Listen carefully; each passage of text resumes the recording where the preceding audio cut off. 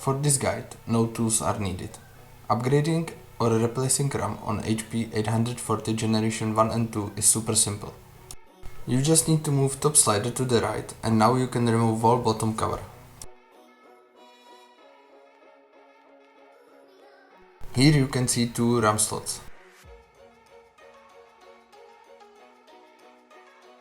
To remove RAM, just move both holders to the side and the RAM should just pop out.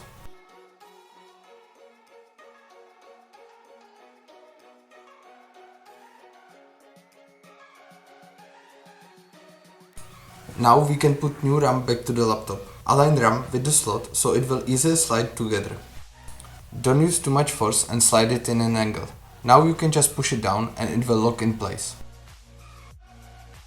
And we are done. Just put bottom cover back and move top slider to the right. Sometimes laptop will not turn on again. That means that RAM is not compatible with each other or it's not making good connection. To fix this, just remove and place RAM back again. Thanks for watching and see you in another video.